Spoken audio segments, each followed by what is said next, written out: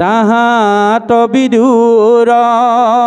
প্ৰভু ভগৱন্তই কৈছে মই সাক্ষাৎ জগতৰ ঈশ্বৰ থাকোঁতেও যিসকল লোকে হংস চাক কাটি অন্য দেৱ দেৱীক পূজা কৰি আছে, মই তেওঁলোকৰ পৰা আঁতৰত থাকোঁ আৰু বহুত আঁতৰত থাকোঁ।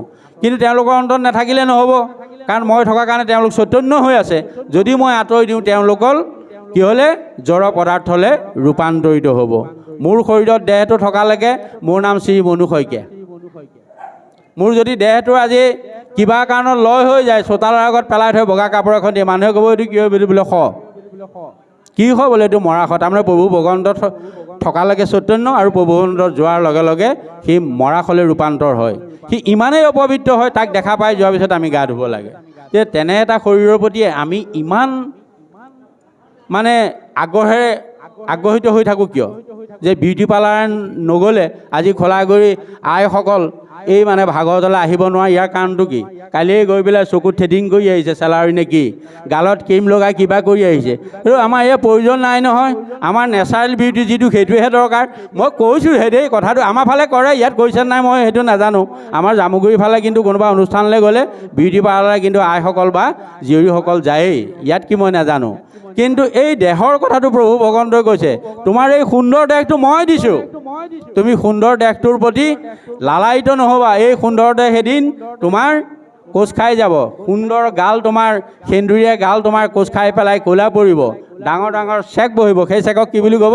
বোলে কি ক'বা আৰু হঠাতে মোৰ গালত চেনি পৰিলে নহয়। এতিয়া আমি চেনিটো বগা দেখোঁ, আইসকলে কিন্তু সেইটোক চেনি বুলি কয়। কি চেনি নাজানো দেই, সেইটো কি চেনি নাজানো, সেইটো ক'লা চেনি চাগে। নিশ্চয় যি নহওক, গতিকে দেহৰ প্ৰতি গেহৰ প্ৰতি ধন ধান ঐশ্বৰ্য বিভূতিৰ প্ৰতি কপিল প্ৰভুৱে মাকক কৈছে এইবিলাকৰ প্ৰতি মা আগ্ৰহী হ'ব নালাগে। কিন্তু মাকক কৈছে যদিও এই কথাবিলাক আজি শাস্ত্ৰগুৰুৰ পথ প্ৰদৰ্শক হিচাপে আমাকেই গোটেইখিনি কোৱা নাই জানো? গতিকে আমি ইয়াক ল'বলৈ চেষ্টা কৰিব লাগে। গতিকে সেই পৰম কৃপালু বাপাই সমস্ত এই জগতত আমি বৰ্তি থাকিবলৈ হ'লে আমি কেৱল ৰাম নামক সৰগত কৰি আমি থকা দিনকেইটা জীয়াই থাকিব লাগিব। এটা কথা ঠিক,